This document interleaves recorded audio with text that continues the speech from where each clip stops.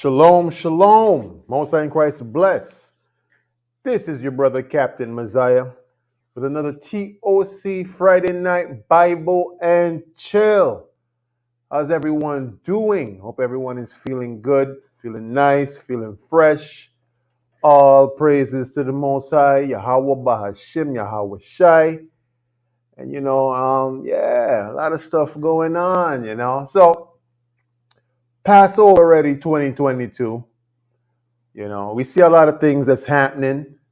Shout outs to my TOC crew, the whole family. How y'all doing? It's a blessed Sabbath evening, man. Happy to have you with us this evening. All right. How everybody feeling? Everybody feeling good? Everybody can hear my sound perfectly. Everybody can hear my voice perfectly. Put a one in the chat if you can hear me perfectly. All right. And bear with me. I'm fighting with a little headache here, so I'm just trying to get through this as best as I can. All right. So let me know if y'all can hear me clearly. All right. Let me know if y'all can hear me properly. All right. Passover ready 2022. We are here. We are here. Can of praises. So now, like I've been telling everybody before, right? The food shortages are coming. I hope everybody understanding that. I hope everybody really processing that in their mind. I really hope everybody is really taking this into consideration. The food shortages are on the way. You understand? But now here's the thing. Even though the White House, listen closely, the White House has now confirmed this. I'm not sure if y'all saw the news clip where President Biden is now confirming that the food shortages are real. It's very real. And in a nutshell, it's like he's saying, well, man, you better be prepared for it. But understand this. I want everybody to understand this before we look at this clip. Understand this. These food shortages. Now, the white man thinks that he's the one that's behind it. He's the one that's in control of it because Bill Gates been buying up all these farmlands for the past couple of years. And now the government has now offered the farmers tax-free incentives if they destroy the crops, if they give away some of their farmland. You understand? So it's all a ploy. It's all a plot. You understand? But those who are in control really feel as though they are the ones who are in control of the food shortages. You understand? But let's look at this really quickly. All right, let's look at this really quickly. Let me know if y'all can see this. All right? Good. Let's watch this.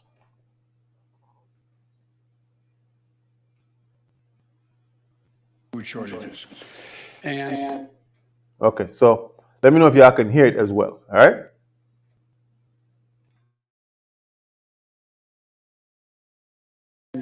And it's going to be real. The price of these sanctions is not just imposed upon Russia. It's imposed upon an awful lot of countries as well, including European countries and our country as well. And because both Russia and Ukraine have been the breadbasket. So y'all heard him when he said it's very real. Let me just go back in case you kind of missed it, because with Biden, he talks in a certain type of very, sometimes what he's saying is not very legible. So if you're not really listening closely, you won't be able to really hear his words properly. All right? But let me get back so y'all can hear this properly.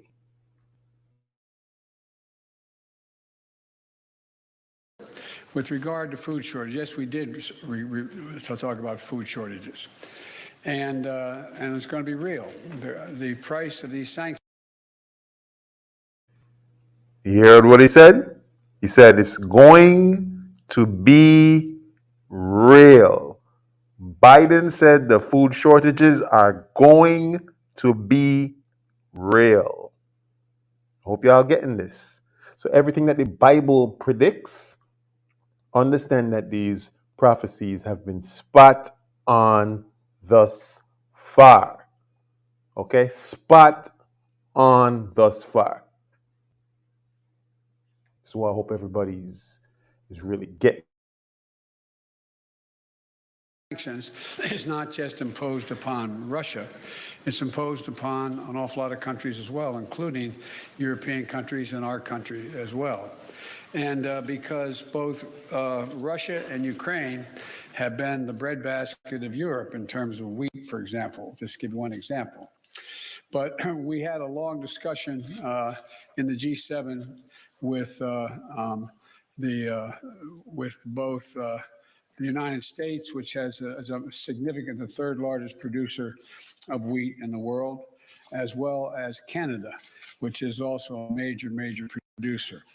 And we both talked about how we could increase and disseminate more rapidly food shortages. In addition to that, we talked about urging all the European countries and everyone else to end trade restrictions on sending limitations on sending food abroad. And so we are in the process of working out with our European friends. Who caught what he just said? Who caught what he said? Limitations on sending food abroad. You see, a lot of y'all feel as though because we get food from America, right? Y'all feel as though the food is always going to be there. It's always going to be in abundance. And you feel like you're going to be able to go in the supermarket all the time and just purchase food. But what you don't realize is these supermarkets where they get their produce and their goods and everything that you buy in the grocery, 99% of it comes on a container from Miami. I hope y'all understanding that. When the food shortages start in America, and it's already started. Let me be very clear. It's already started. Now, when it escalates, when it intensifies, when it climaxes, you think they're going to be sending food overseas? Really think about it. Do you think if they're facing a shortage in the United States, that they're going to say, well, we're just going to continue exporting, out of the U.S.? No, they're going to try and keep that food what? For themselves. So the moment it intensifies, what they're going to try to do is what? Make sure they're hoarding that food for themselves. So what does that mean for those of us living in the Caribbean? What does that mean? It means that if you ain't stocking up, if you ain't taking heed to all the warning signs, if you ain't reading the scriptures, if you ain't pairing prophecy with the news and the things that's happening, then guess what? You're at a very great disadvantage. Why? Because you're not pairing prophecy with the current things that are happening in the news. You're not doing that. But I hope y'all heard. Did y'all hear? Mentioned limiting exporting food overseas. I hope y'all get that. I hope y'all understand that. Limiting sending food overseas. Why? Because if America is facing a food shortage, They're not going to be focused on sending food overseas. How my house going to be facing a food shortage and I sending food outside of my house? I'm sending food out my house when I ain't even got enough in my house to begin with. Do you understand that? I hope y'all really getting this. But check this out. They're saying these food shortages are due to the Ukraine war. It's really not, though. It's really not. They have been manufacturing this war, they've been manufacturing the famine, but the reason why they're doing it is all through the spirit and the power of Yahweh Hashem Yahushai.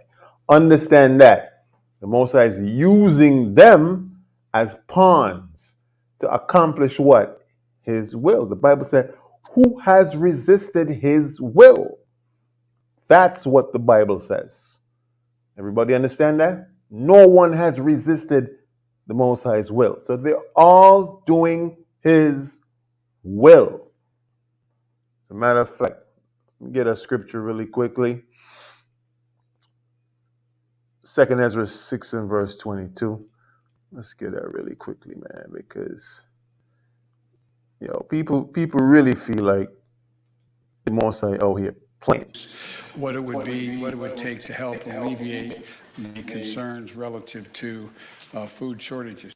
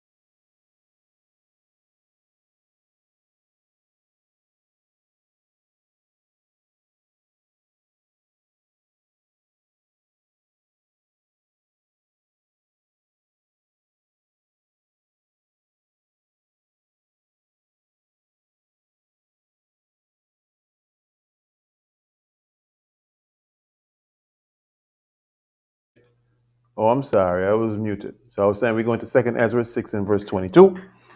All right, 2nd Ezra 6 and verse 22. And it says, and suddenly shall the sown places appear unsown. The full storehouses shall suddenly be empty. Wow. Suddenly be empty. So you thinking because the supermarkets, every day you're checking, every day you're going back, food's still in there. Yes. All praises. Supermarket's still looking full, right? All praises. This thing ain't happening yet. But the Bible says, suddenly these places gonna be found empty. Suddenly, the full storehouses, they're going to be found empty. I hope everybody understand that. So it's gonna happen in a twinkle of an eye. You're gonna just wake up one morning, and guess what? You're gonna hear a news report being brought over the station, and they're gonna be saying, next up in breaking news, America halts all food exports outside of the U.S. What are you going to do then if you wasn't taking heed to what Cap was telling y'all all this time? If you wasn't paying attention? If you wasn't getting your house in order? You see, a lot of these things are going to come and happen and catch a lot of people with their pants down, so to speak. It's going to catch a lot of persons who didn't expect it to happen that swiftly. It's going to happen in the twinkle of an eye. It says suddenly. You see that? It says suddenly. The storehouses, the full, mind you, the full storehouses. That's talking about all these places that got all this food. You check in today in the supermarket, yeah, shelves looking good, right? Shelves looking nice, right? And then boom, you're gonna wake up one day and it's just gonna be like, next up in breaking news, America now halts all exports everywhere. And you're gonna be thinking to yourself, nah, that's okay. We're gonna get it from England, we're gonna get it from South America, we're gonna get it from elsewhere. You don't realize the Most I got this whole thing planned, yo. This whole thing planned out to a T. You understand? So now, when it comes to what's about to happen, right? Watch this. 2nd Ezra 6 and verse 23. And the trumpet shall give a sound, which when every man heareth, they shall be suddenly afraid. So now, this trumpet, right, is going into two things. It's also going into when Yahweh coming back, but also this is going into a warning trumpet. Now that trumpet, it could come in the form of a news clip. It could come in the form of them putting out a report to say this is what's happening currently right now. Breaking news. You're going to turn on the TV and you're going to start panicking. Why? Because you ain't been getting your house in order. Why? Because you ain't been building up your faith in Yahweh Bahashim Yahushai. Why? You've been distracted all this time with foolishness. And, getting the bag been on your mind. Getting that money been on your mind. And you forgetting everything about the prophecies in the scriptures. That's what's going to happen shortly. You've been forgetting about that. You've been forgetting. So while you're focused on making your money, don't forget what's around the corner. Don't forget. Because when that trumpet sound, and like I said, this trumpet is going into two things. Yes, when Yahushua coming back, and this is also going into that warning, because a trumpet also, it gives warning. But when you get that warning signal, that news report, that breaking news story, a lot of persons are going to turn on the TV and they're going to be like, what? This is happening? Wait, hold up. This is real? The stuff that the Israelites was talking about was actually true? What? Let me see if I can find an Israelite right now. Let me see if I could call somebody right now. Some of y'all who in the truth, y'all might be panicking too because y'all going to be suddenly afraid. Why? Because you ain't been doing everything you needed to be doing to get your household in order, to get your family in order, to get your wives in order. Some of y'all might be like afraid, wondering like, yo, what's gonna happen to me? I ain't been preparing the right way. And guess what? The Bible said, even if you escape the famine, what's coming? The Most High always sends two things. Who remember that from the class? He always sends the famine and the sword. So guess what? Let's say you've been focused on the bag. You've been getting that money. You've been getting that shmoney. And you've been doing good.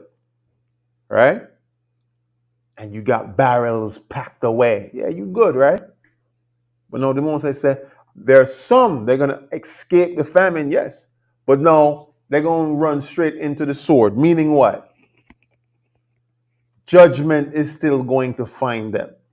Plagues are still going to come upon them and they're going to die.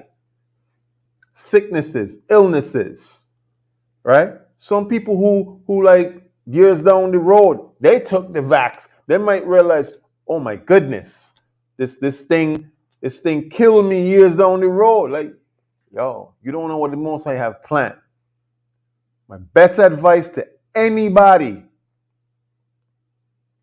get your house in order so that you remain blameless in the sight of Yahweh Bahashim Yahweh Shai, man. Because them death angels, they're right around the corner. You see how we going into Passover? Them death angels around the corner. And if you ain't putting that blood of Yahweh Shai over your doorposts, I would be suddenly afraid, like 2nd Ezra 6:23 says. I would be suddenly afraid when I hear that news report, that trumpet giving that sound. Breaking news. The U.S. is now in a mandate to stop exporting food overseas, outside its borders. A lot of people gonna get so afraid. They're gonna be like, yo, what am I gonna do? I mean, I was hearing Cap talk about this all along, but I wasn't doing nothing about it. I was dragging my feet. I wasn't getting my house in order. I wasn't being responsible. I wasn't doing what I'm supposed to be doing. Now I get caught with my pants down. You know, the worst thing about it is this. Now, for some women who not married, right? If you're doing what you're supposed to be doing, the Most High gonna protect you, right? But now, for those of you who are married, right? For those of you who are married and you have a husband and he's in this truth and he's not doing what he's supposed to be doing, the sad part about it is this. Your husband would make destruction fall upon both of y'all if he's not doing what he's supposed to be doing. That's the sad part. Destruction gonna fall on both. It's gonna fall on the house of. That is the most gut-wrenching part of it. That part.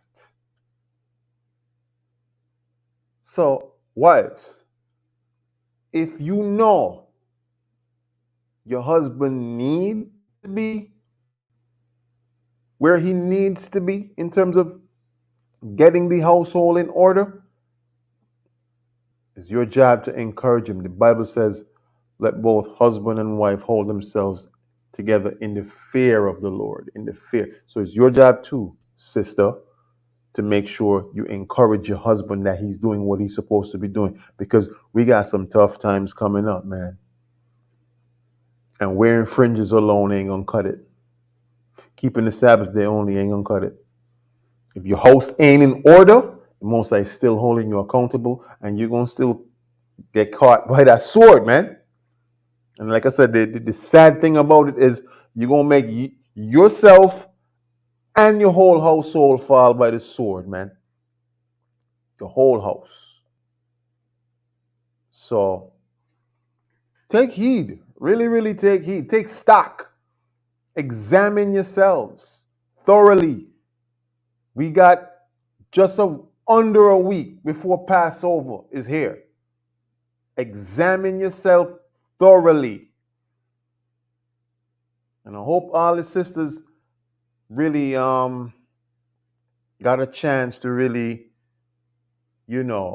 look within themselves and see if they're being obedient to their husbands. And really, as Passover approaches,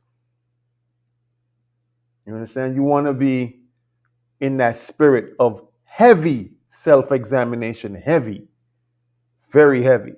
Examine yourself every day. You understand that? And for those sisters who not married, guess what? Now, you're going to be tried. Because now, remember, the Most High got to sift you like wheat. So now, if you're not married, all these distractions are going to come your way. All these things that, these things from the past, they're going to just pop up. Old habits are just going to spring up out of nowhere. You thought you were doing good, and then all of a sudden, this past habit just started nagging you in your side, nagging you. Now is the time to really focus, laser focus. Laser focus. Understand what's happening. Around this time, a lot of people either leave the truth or get caught up into some heavy sin around this time. Because the death angels is lurking. We're gonna get into it though. Let me see what else is happening in the news really quickly. All right, really quickly. Let me this news clip right here. How many of y'all heard about this? Let me make sure I maximize this so y'all can see this properly. How many of y'all heard about this? Y'all can see this? Let me maximize this. Oh, that didn't help. Okay, cool. Thought that would have done something. It didn't do nothing, man. It didn't do nothing. Let me bring it up a little closer. All right, so, oh my gosh, why did this do this? What's up with this? This has never happened before, by the way. Like, why would it do this? Oh my gosh. Somebody help me, please. Help me, please. Help me, please. Help me, please. Help me, please. Let me try to refresh it. I don't know why that happened. So weird. Let me try again. I've never seen that happen before. All of a sudden, like Facebook gone into this mobile mode. Anyway, I don't know what's going on, man. Yeah. Well, too bad. Y'all gonna just gotta read it like that. Y'all gonna just have to read it like that, man. All right. So no, sisters are right. I pressed the back button already, and it ain't happening. Okay, it's happening. Okay, let me see if I can. Yo, sisters are right. Saves the day, man. What would I do without my loving wife? What would I do? What would I do without you? No, I ain't gonna sing. See, it did it again. It did it again. Why is it doing this? It's acting weird. I don't appreciate Facebook doing this to me. Anyway, so this is off of the Royal St. Christopher and Nevis Police Force. It says a young man by the name of Shaquem Thomas was charged for murder. This happened right here in St. Kitts. Let's read on. It says Ambassador St. Kitts, March 23rd, 2022. The police have ruled that the death of Mario Riley, fun fact, this guy Mario Riley was an old classmate of mine. All right? So yeah, he's in his 40s, early 40s. All right? So Mario Riley was a homicide, and on March 23rd, 2022, 25-year-old Shaquem Thomas of Basseterre was charged with his murder. The offense was committed on March the 1st, 2022. Thomas is currently in police custody. So now, here's an interesting fact about this particular story. Now, for those of you that live in St. Kitts, if you know Calypso Reggie, for those of you who remember Calypso Reggie, he was the gentleman that used to drive around in his car with a loudspeaker on the top of his roof. Okay? And he used to go around saying things like, I like that, and Kaiso, and he had a lot of different slangs, right? So now Calypso Reggie, These two men that's in this news article, they're both his sons. You understand that? Now, Calypso Reggie passed away some years ago, maybe like in 2016, around that time, right? So now, before he passed away in 2016, he left a property for his son, for his eldest son, which is the deceased Mario Riley. Okay? So now he has another son with another lady, and this other guy here, Shaquem Thomas, that's his other son. Now, apparently, the story is this: Shaquem Thomas, which is the younger brother, he's 25-year-old, right? He was enraged that the fact that his brother, his older brother on father's side, Mario, got the property, the house that Calypso Reggie left for him, right? So he thought up this diabolical scheme, right, to lure him in the countryside where he murdered him in cold blood, man. They said they found him like wrapped up in like gauze and he was like kind of mummified, right? The person who was telling me this, they're close with his sister, with Mario's sister.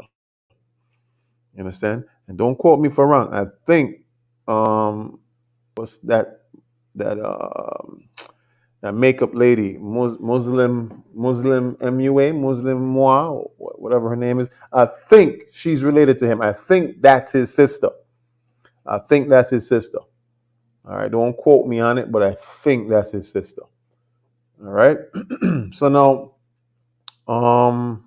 yeah, that's a sad, sad story. But sorry, you see how the spirit of Cain is alive and well, right? Among our people, the spirit of Cain is still there. How would you want to kill your own brother in cold blood, fam? Your own brother, your own flesh and blood, right? But then you ask the question, how? Yo, how did Cain do it, right? How did Cain do it? Oh, Cain did it? Easy. The Most High put that spirit on him to do it. You understand? He said, not the singing, Sister Ja. I think you may need to exit and come back in. You not where we at. I think your playhead position in the class, you kind of behind us. So you may have to exit out, come right back in. All right. I don't think you are where we at. But no, yeah, just going back to the story. Um, right. So now this is a very sad, sad story, family. This broke my heart because I knew Mario, man. I knew Mario. You understand? We was in class together, so that kind of hit home, and it broke my heart. Mario was somebody who, he, although he would be drunk a lot, he would never hurt a fly, man. Mario was one of the, kindest, sweetest, men that you could just run into. He would talk to anybody once you give him the time of day. But you see, let me tell you something, man. The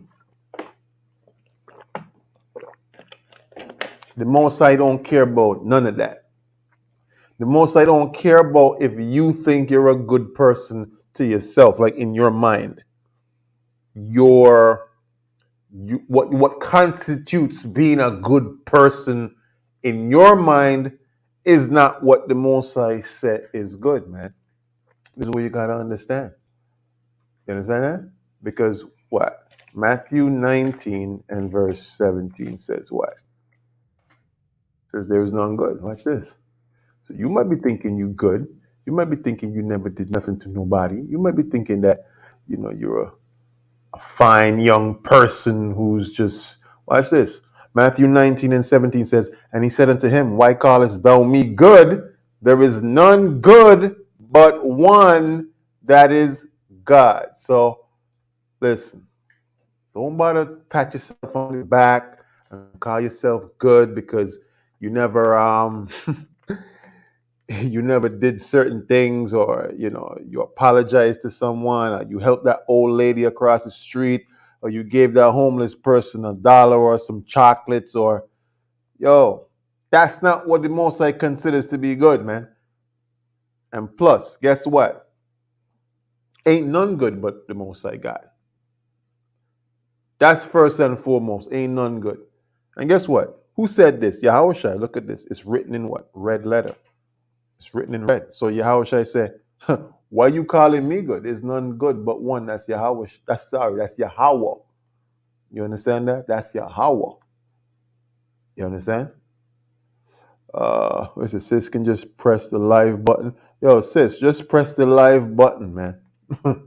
Sister Yo, you might have to message her separately, man, because I don't know where she at in the play head position of this live stream. But yeah, you gotta hit her up, man. I don't know where she at. I don't know what kind of internet Sister Jai is on, man. But yes, sad story, yes, but understand Yahweh shall say ain't none good but Yahweh.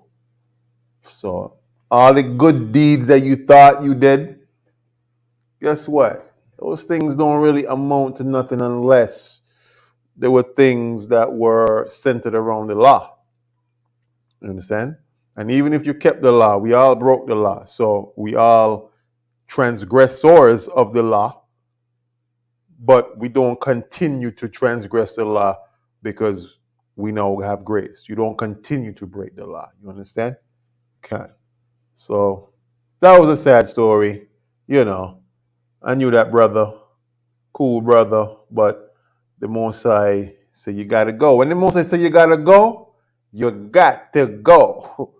It don't matter who you are, where you from. If you helped the old lady across the street last year, the Most High don't operate like that. Yo, it's crazy to think. A lot of people think like, yo, I helped the old lady across the street last month. The Most High think I'm good. No, you breaking His law. You understand that? You breaking laws, He don't consider you to be good. And even if you keeping the law, we all broke the law, so He still don't consider you good. The only thing you can do to be in His good graces is keep the law and have faith in Yahweh Shai. That's it right there. Leg bend, Tory end, as they say. You understand? So, yeah, man, that was a real sad story. You know. Let me see if I got any other story really quickly, man. That was a sad, sad story. They said armed robbery in Nevis. Let's bring this up. Y'all can see this armed robbery. They said, well, we can't even see this. Let's bring this up a little bit more. Let's bring this up a little bit more. Let's get in there. Let's get in there. Okay, y'all can see this, right? Where is this thing now? Went in too much? Okay, good. So it says, information reaching our news desk from the PRO of the police force suggests that there was an armed robbery at the court's furniture store in Nevis. So, yo, Nevis are going bad, yo. Nevis are going again. Watch this. Sources have indicated that a staff of courts was rushed to the Alexandria Hospital due to the robbery. The exact reason is still unknown at this time. Yo, Nevis, nah, go on well at all, yo. Actually, I think, don't quote me. I think, give me 1 second. I think there was a drive-by shooting as well in Nevis. Don't quote me though. Don't quote me on that. I think there might be a drive. There was. Did anybody hear about that? The drive-by shooting? Nobody heard about that?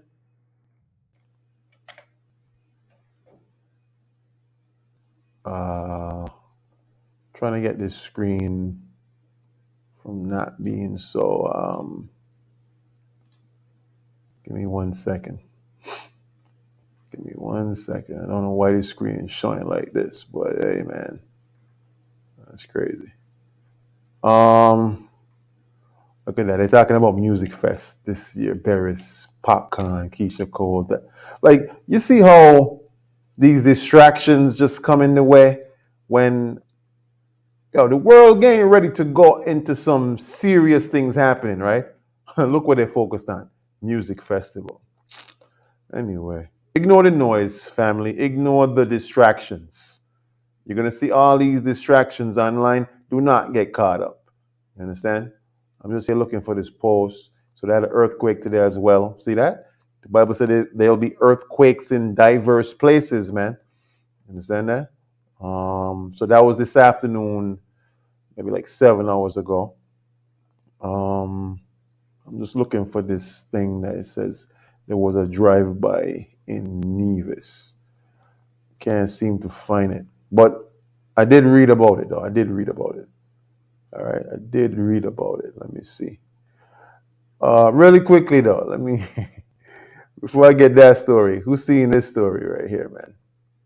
Who's seeing this story? Uh, it says, pictured all 6 teenage girls who died instantly when semi-trailer slammed into their sedan as they made a left turn on the highway. Blake Shelton, it's a real Edomite chick name. Blake Shelton, same from Oklahoma town, pays tribute. Wow.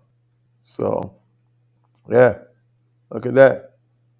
So, from left to right, Gracie Mercado, Addison Gratz, Madison Robertson, Addison, so Addie and Maddie, Addie and Maddie, Memory Wilson, Brooklyn Triplet, and Austin Holt.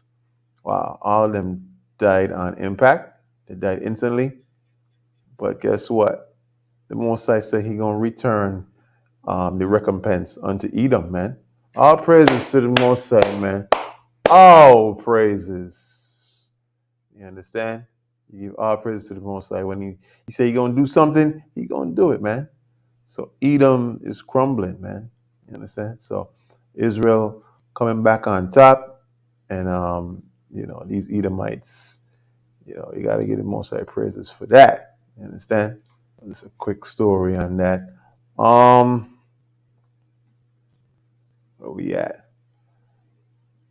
Yeah, I couldn't find that other story about the drive-by in Nevis, but if I find it later, I will. I'll pull that up. All right. Let's go to Exodus 12 really quickly. Exodus chapter 12. Now, like I said, some important information concerning Passover. Y'all need to make sure y'all understanding. For those of you who this is the first time you're keeping the Passover, okay, if you want to ask questions concerning whatever we're going into right now, feel free to do so. All right? Feel free to. So we're going to read this. All right, we got about, let me see how much verses in this, about 40, 50, 51 verses, 51. Oh, they don't got white Jesus on coming up as an ad, as an advertisement on the King James Bible site. That's blasphemy right there. Anyway, that's crazy. Okay, good. Let's read verse 1. All right. Exodus 12 and verse 1. And the Lord spake unto Moses and Aaron in the land of Egypt, saying, This month shall be unto you the beginning of months. It shall be the first month of the year to you. So you see that? Passover is kept in the first month of the year. Everybody understand that? Good. Let's read on. Verse 3. Speak ye unto all the congregation of Israel, saying, In the 10th day of this month they shall take to them every man a lamb according to the house of their fathers, a lamb for an house. So now understand this. When we were in Egypt, we were commanded, okay? The congregation of Israel was commanded by Moses and Aaron to do what? Every house got to take a lamb, okay, according to the house of their fathers. Every house, a lamb. Watch this. So mind you, we in Egypt. This is happening. The Most High getting ready to deliver us, but He's giving us specific instructions concerning what's about to happen, what's going to go down. You understand that? Now watch the prophecy as it unfolds. Watch this. Verse 4. And if the household be too little for the lamb, let him and his neighbor next unto his house take it according to the number of souls. Every man according to his eating shall make your count for the lamb. Next verse, verse 5. Your lamb shall be without blemish, a male of the first year. You shall take it out from the sheep or from the goats. So understand this. You could take the lamb. A lamb is just a young kid, right? A young kid, a baby goat, baby sheep.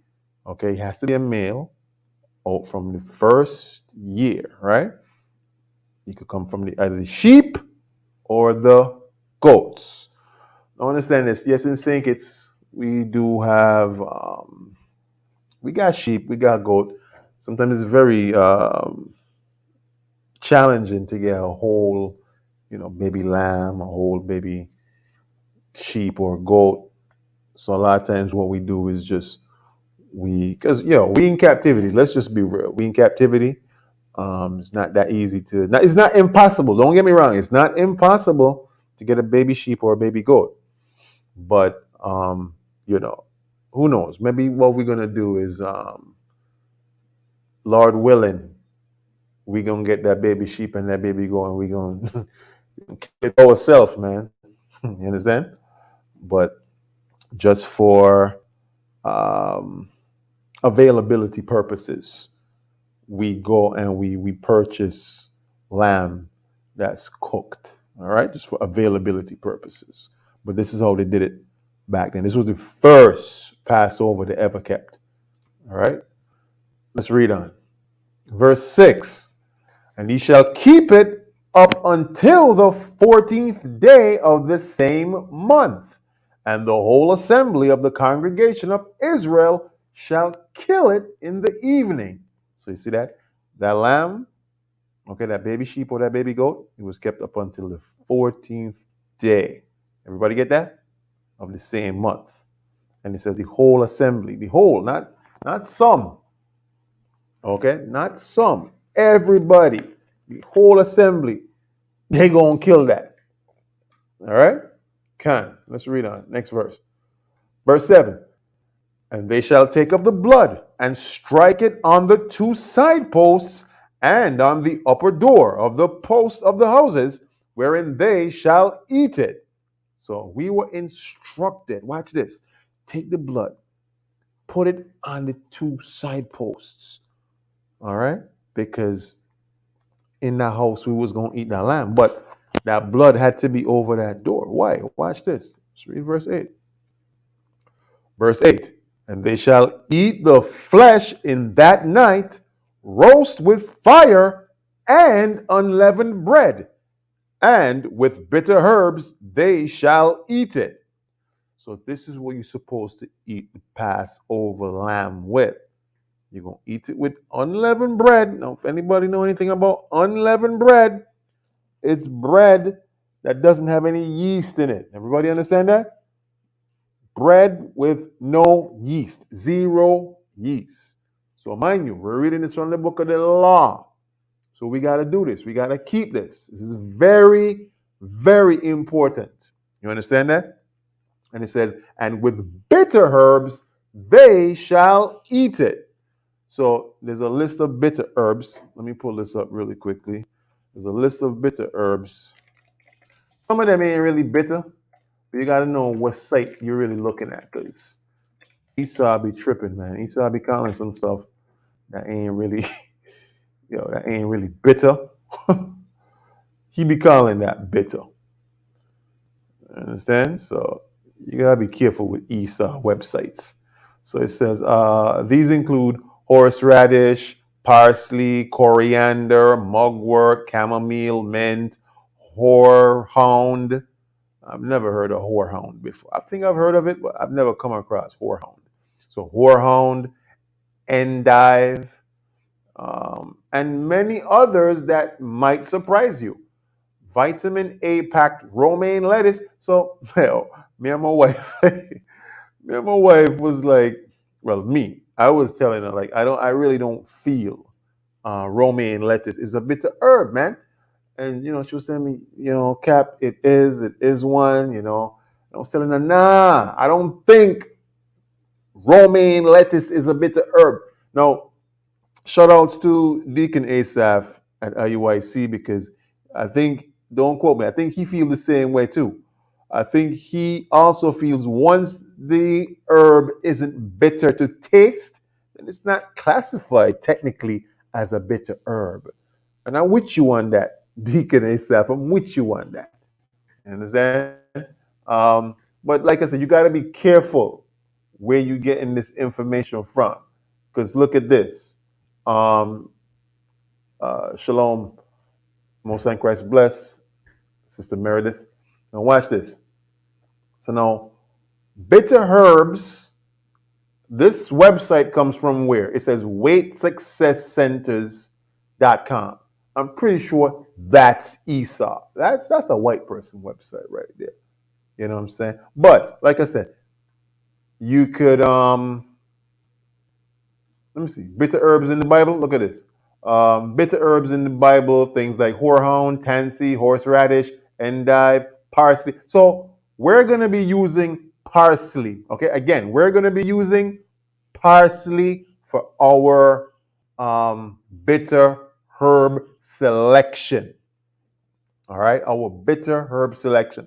Everybody get that? Hope everybody's clear on that. That's why I wanted everybody to, make sure that the sisters get in here, the brothers get in here. If the brothers, any brother that you ain't know who's in TOC and they not in here, you need to either call them, text them, hit them up, send them a private message. This is important information that we're going through. Because I don't want nobody asking me, hey, Cap, what about, and we went through it. Okay? We going through it now. Good. So for this year, the bitter herb of selection we're going to be using is what? Parsley. All righty, good. So now, again, the unleavened bread right here is what you're going to eat it with also. Unleavened bread. That's bread without yeast. Now, for the sisters, I'm pretty sure a lot of the sisters, if not all the sisters have already went and checked out recipes, okay, for unleavened bread. There's a lot. Trust me, there's a lot. You could find all types of unleavened bread recipes. You understand that? A lot. Let me just pull this up. There's so many. Now, what you need to do as a sister, you need to, if you're going to be in this truth, you have to perfect your unleavened bread. You have to. You understand that? Don't just be like, well, I don't know how to make it, so I'm gonna just no. You gotta perfect that. Ever so often, you gotta be doing what? Perfecting that. Right? Sometimes, my wife does. My wife, so a lot of times when it's not even Passover, she making unleavened bread. You know, hmm. She's making unleavened bread. You understand that? So perfect that recipe. Even when it's not Passover. Don't wait till Passover to talk about, let me go try out my unleavened bread recipe. Nah. Look at this. It said you could cook this in 15 minutes. You understand that? So nobody's supposed to be reaching to the Passover late. You could cook this in 15 minutes. No, I'm not saying start 15 minutes before we start, because we start in Passover at 7 sharp. I don't want nobody showing up 9 o'clock. You understand that? Because we still got to go into the keynote address. Okay? Everybody know when Passover is, by the way? No, I don't. No, thank you. I don't want to save this recipe. Everybody know when it's Passover? So now it says you could get the ingredients: 3 cups of all-purpose flour, 1 teaspoon of salt, 3 large eggs, 2 tablespoons of butter, melted, mind you, melted, half cup of milk. All right. So what you want to do is step one, you preheat the oven to 375 degrees. You're going to grease that baking sheet. Step two, you're going to mix the flour and the salt in a large bowl. Get it all in there. Make a well in the center of the flour mixture. You're going to beat the eggs and the melted butter together. Put all in there. Get it all in there with a fork. Make sure it's nice and crumbly. And then slowly add the milk to the flour mixture. All right. Until you mix the dough into a ball. So you got the rest steps there. Step 4, step 5. Of course, step 5 being that you're going to bake it in the oven until it gets light brown along the edges, 15 to 20 minutes. You understand that? So it's easy to make. It's quick to make. It's fun to make. Okay? You got to do these feast days with joy, man. This is a big feast day that's coming up. The Passover. What? The Passover? You mean the high holy day where the Most High took us out of Egypt?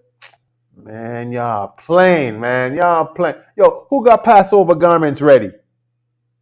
Who got Passover garments ready? Let me pull this back up, man. Let me pull this up real quick. Let me put up my banner. Let me put my Passover ready banner. We ready. We ready out here. So, who got garments ready? Y'all better got garments ready. I don't want to see nobody showing up in there looking all regular schmegular. Regular schmegular. Understand that? So, we want to bear in mind it's not just things that don't have yeast, but we're going to get into that. Watch it. We're going to get into that. So, unleavened bread. All right? Unleavened bread. So, bread with no yeast, no rising agent. Okay? No rising agent. Okay? No leavening agent. Things like baking soda. You understand?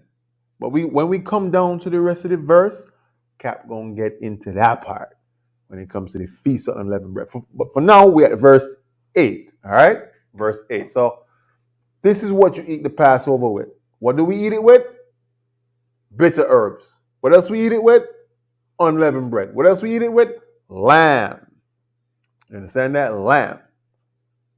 Man, I looking forward to some lamb. Yo, lamb, I'm not gonna front Israel. Lamb is one of my favorite choice of meats, man. Lamb, you can't beat that. All right. Verse 9. It says, eat not of it raw, nor sodden at all with water. So no, you can't steam it. Because when you steam things, what happens? It creates liquid. And you can't stew it because stew is liquid. You understand that? So you're not gonna stew this thing down. It's not gonna be no no liquidy stewed down thing. No, it's not what we're doing. You got to roast it with fire. Watch this. This is but roast with fire his head with his legs and with the pertinence thereof. So we were instructed to roast this thing with his head, with his legs, and the pertinence thereof. Now, like I said, we're not able to get a whole lamb, okay, this year. Maybe next year we might get a whole lamb. Who knows? But we're going to keep it in sincerity using the lamb that we can get. You understand? Good. So, as you can see, TOC growing and expanding and really flourishing. We flourishing. You understand? So when we flourishing, yo, man, we might just get a couple lambs and kill that. All the brothers together. If you never kill a lamb before, yeah, we gonna get into that. You understand that? Okay. So we gonna get into that. All right. So verse 9. So good. You gotta roast it with fire. All right. So for those congregants who have not been with us, And for those congregants who have not been with us for 6 months or more, you are still instructed and expected to keep the Passover at your house. I hope you are understanding this. You have to keep the Passover. You must. You must. As a matter of fact, let me pull a precept really quickly. Uh,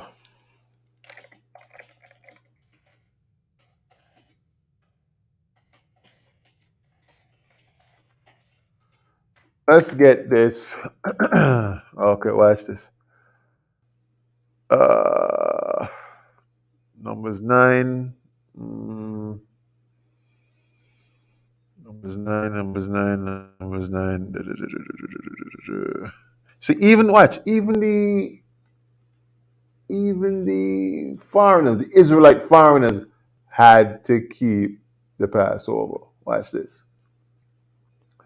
Numbers 9 and verse 13 says, "But the man that is clean and is not in a journey, and forbeareth to keep the Passover, even the same soul shall be cut off from among his people." Listen to me closely, Israel. Listen closely. If you don't keep the Passover, right, that's a sin. You breaking the law. You reading this? Read this slowly for me, please. It says, "But the man that is clean and is not in a journey, and forbeareth to keep the Passover, even the same soul shall be cut off from among his people, because he brought not the offering of the Lord in his appointed season, and that man shall bear his sin." I hope everybody understand that. So, even though our stipulations at TOC is that you got to be with us for 6 months or more to attend the Passover feast, you still have to keep it. Now, I'm going to just repeat this again. The reason why we have that stipulation in place whereby you have to be with us for 6 months or more is because in the past, a lot of times what would happen is this: persons would come to feast days. They would come and eat and drink and make merry, and then you would never see them again for anything else, whether it's the Sabbath class, the new moon class, the other high holy days. They ain't wearing their fringes. They ain't doing nothing that the Lord said. But the moment that is something to do with food, yes, they're there. Quick, fast, and in a hurry. And in a hurry, they're there. They want to be there with 2 plates. They want to be there with 2 plates and plates to go home. You understand that? When they're not even doing that genuinely. Because the Mosai said, gluttony, man, that's a sin. That's against the law. Gluttony, man. You understand that? So, greed and gluttony is against the commandments right there. So we didn't want to continue harboring a spirit of greed and gluttony and just wickedness. It's wicked to eat the Lord's Passover and you ain't even keeping the commandments. So we had to really take a step back and really analyze what was happening. Persons really just, coming to the feast. You would never see them again. So we said we're going to put a stipulation in place where you got to be showing commitment to keeping the Most High's laws. And like I said, when I first gave this notice, it's not just about being with us for 6 or more months. We got to see 6 or more months of steady, unwavering commitment to keeping the law. You're listening? To keeping the law and the faith of Yahweh Shai. You understand that? And when I say steady commitment, I don't mean that you never made a mistake. Of course, you won't make a mistake, but you're not willfully making mistakes. You're not willfully going into sin. You fall, yes, but you continue to get back on that horse and keep keeping those laws. You understand that? Can. So now you have to keep the Passover at home. So it's very important. You got to eat that lamb. You have to eat that bitter herbs, and you have to eat that unleavened bread. Now we're gonna work out the logistics when it comes to, you know, how we're gonna go about, you know, getting the lamb to persons and the unleavened bread and the whatnot. We're gonna work that out. That information is coming to you. Okay, so sit tight.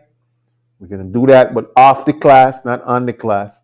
Off the class, that information is coming to you. But I want everybody to understand clearly, even if you're not with us for 6 or more months, you still have to keep the Passover at home. I hope y'all understand that. You got to eat the lamb, you got to eat that bitter herbs, and you got to eat that unleavened bread. You understand that? Can. Hope everybody get that. All right, cool. So we're already ready here in Numbers 9 and 13. If you don't keep the Passover, that soul going to be cut off from among his people. That's straight up and down. You got to do that. You understand that? Good. Where we at? Where we at? Where we at? Where we at? Where we at? Let's go back to Exodus 12 and 9. Good. So you got to roast it. All right. Not stew it. Quick question. Do we have any new congregants that have questions with regard to anything that I just mentioned about that you have to keep the Passover? If so, put your question in the comment so I could answer that question for you. All right. I don't want nobody saying, "Oh, I didn't know, I didn't hear, I didn't." This is why, you know what I'm saying, I let everybody know from since this afternoon. We going live to talk about it. Let's talk about it. Let's talk about it. Good. Where we at? Verse 10. And ye shall let nothing of it remain until the morning. So understand this. For those newcomers, also those not so newcomers, you can't leave back nothing from the Passover. You understand that? It says nothing supposed to remain of it. You're not taking nothing home, otherwise you breaking that law. This ain't that type of party. You ain't taking food home and taking stuff. No, it says nothing of it shall remain until the morning. Nothing. So you got to eat everything there. Do everybody understand that? So also, those of you who doing it at home, nobody start eating and talk about, yeah, man, this lamb is so slamming. I'm gonna save peace for in the morning. You're breaking the law.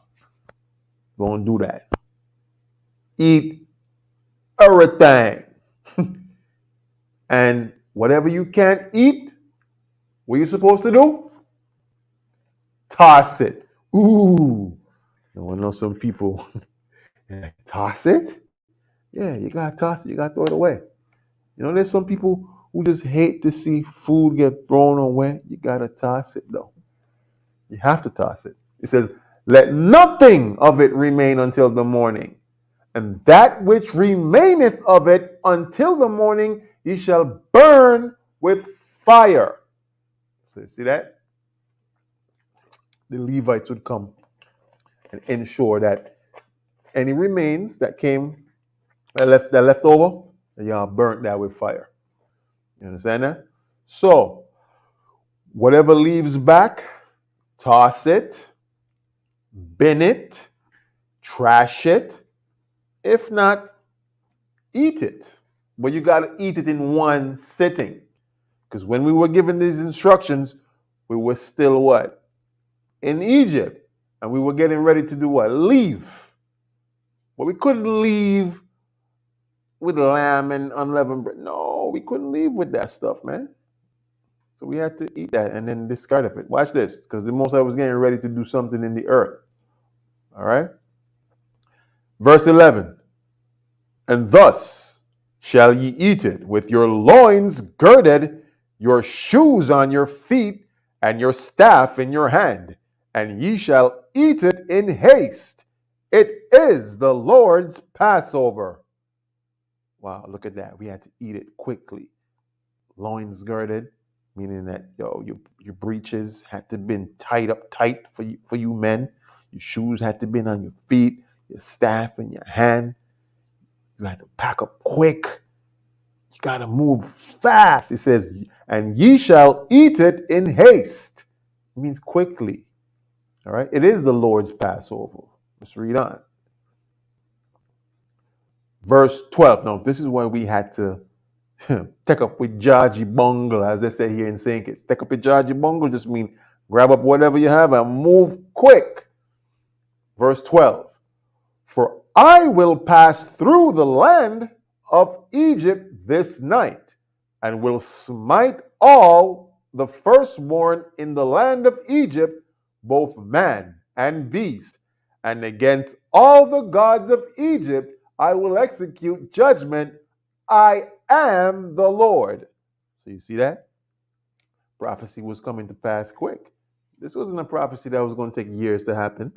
You understand? The death angel was coming through. Watch this. Verse 13. And the blood shall be to you for a token upon the houses where ye are. And when I see the blood, I will pass over you, and the plague shall not be upon you to destroy you when I smite the land of Egypt. So we had to put the blood of the sacrifice of the lamb over our doorposts, because look at this. It says, when Yahweh send those death angels, okay, when those death angels see the blood, those death angels are going to do what? Pass over you. That's why it's called Passover, because those death angels would pass over you if you had the blood over your doorpost. Now, question, because we're not doing sacrifices today, what's our sacrifice today? That's right, Yahushai. So, how do we have the mark of Yahushai over us today? By keeping these laws, statutes, and commandments. You understand that? So, if you keep in the laws, statutes, and commandments and the faith in Yahushai, right? When the second Passover comes, and as you can see, we just saw the food shortages coming. We just saw, war with Ukraine kicking off. We just saw all these earthquakes in diverse places, natural disasters, famine is on the way. So, in other words, death angels already been sent out. That's why usually around Passover time, all right, a lot of people die before Passover. Why? Because death angels has been executed to go out and execute judgment. They have been commissioned. The death angels have been commissioned, fam. And you don't want to be one of those that, before Passover, destruction fall on you. Because when them death angels go out,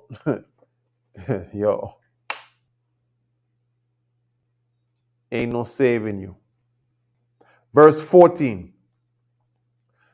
And this day shall be unto you for a memorial, and ye shall keep it a feast unto the Lord throughout your generations. Now, I heard one brother said to me years ago, I ain't keeping no Passover, man. I ain't eating no lamb. He said, that's a disrespect to Yahushai. What? He said, that was a disrespect to Yahushai. When the scripture said, you're going to keep it as a feast. So what we do is keep the what? The feast part of it. I want everybody to understand something. You're keeping the feast part of it. It says, how long? Throughout your generations. We don't sacrifice the animal today. Why? Yahushua has now stood in the gap as our sacrifice. So the sacrifice part of it and putting the blood over your doorpost part of it, that's not necessary at this moment, because Yahushua is our sacrifice. But the feast part of it, it says you're going to keep that. How long? Throughout your generations. That means forever. Look what it says further down. It says, ye shall keep it a feast by an ordinance forever. I heard one young man say he not keeping the Passover because that's a disrespect to Yahushua. How is this a disrespect to Yahushua when Yahushua said keep the law? How is this disrespect to Yahushua when Yahushua himself kept the Passover? As a matter, let me pull a scripture really quickly, man, because look at this. Let me pull this. The disciples kept the Passover, man. Look at this. Even Yahushua's parents kept the Passover, man. Look at this. Luke 2 and verse 41. Watch this. Luke 2 and 41. Why did this do that? Luke 2 and 41. Good. Now his parents went to Jerusalem every year at the feast of Passover. Sorry, the feast of the Passover. So, question. If Yahushua's parents went to Jerusalem every year for the feast of the Passover, who you think was with them? Yahushua, of course. Watch this. Verse 42. And when he was 12 years old, they went up to Jerusalem after the custom of the feast. So Yahushua been keeping this thing from birth, man. But they would know just documenting a specific time when Yahushua was 12 and this was happening, right? I wouldn't get into the rest of it, but it's just showing you, Yahushua kept the Passover since he was a boy. You understand that? Let me get another scripture really quickly. Look at this. Look at the disciples. Look what the disciples doing. Tell me what you see the disciples doing right here. Let's read that. Luke chapter 22 and verse 8. And he sent Peter and John, saying, go and prepare us the Passover that we may eat. What do you see here, TOC? The disciples and Christ preparing to do what? Keep what? The Passover. Never let nobody tell you that we're not supposed to be keeping the Passover. Yahushua kept the Passover. The disciples kept the Passover. The Apostle Paul kept the Passover. You understand that? Watch this. 1 Corinthians 5 and verse 7. Let's read this. 1 Corinthians 5, look at this, and verse 7. Purge out therefore the old leaven, that ye may be a new lump, as ye are unleavened. For even Christ, our Passover, is sacrificed for us. Ooh, look at that. So Christ is the Passover lamb. Christ is the sacrifice for us. Everybody understand that? But no, the brother that I told y'all, all right, the brother that I told y'all, he was basically saying because Christ is our Passover, that's why he's not going to eat any lamb. He's not going to eat that. He said that's a disrespect to Christ. How? When Christ himself, we just read that. Christ kept the Passover, brother. You understand that? So the sacrifice part of it, no, we don't do. But it says you're going to keep it as a feast throughout your generations for how long? Forever, man. Forever. forever and ever and ever and ever and ever. You understand that? Good. Let me close this. Look at this. When he was 12 years old, they went up to Jerusalem after the custom of the feast. Now, Christ is our Passover, yes, but we have to still do what? We still have to do what? We got to keep the feast. We got to keep the feast, man. Look at right here. Ye shall keep, look at, let's read it. Ye shall keep it a feast by an ordinance forever. Don't let nobody tell you otherwise, family. You understand that? Can't. Okay, good.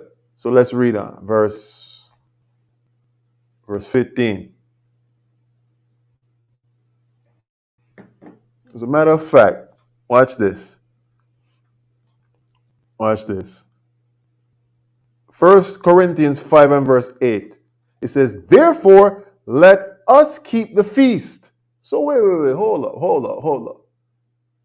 Brothers is saying, oh, it's a disrespect to Christ, to Yahweh Shai, to keep the feast and eat the lamb. And when it just says, even Paul, the Apostle Paul says, therefore, let us keep the feast. Watch this. It says, not with old leaven, neither with the leaven of malice and wickedness, but with the unleavened bread of sincerity and truth.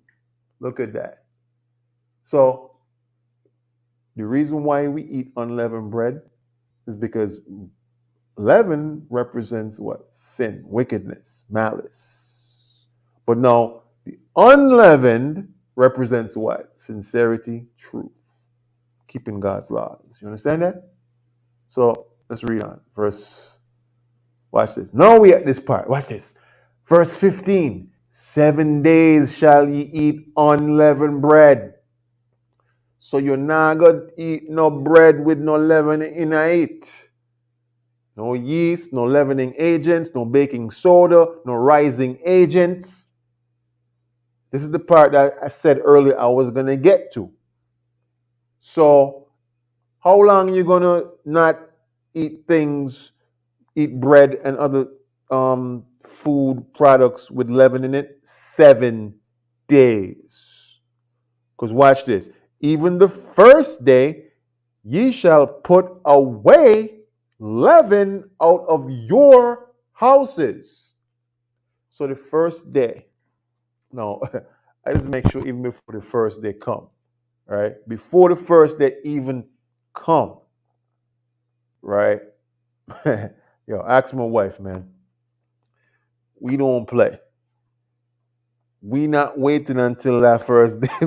We got leaven outside the house even before sundown the day before, man. We ain't playing with that.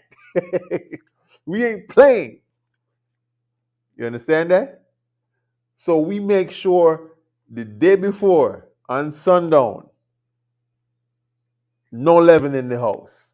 So that's your biscuits, that's your those treats that have leavening agents in them, your cookies. What's some other things? Sisters, y'all help me out, man. Sisters, help me out, man.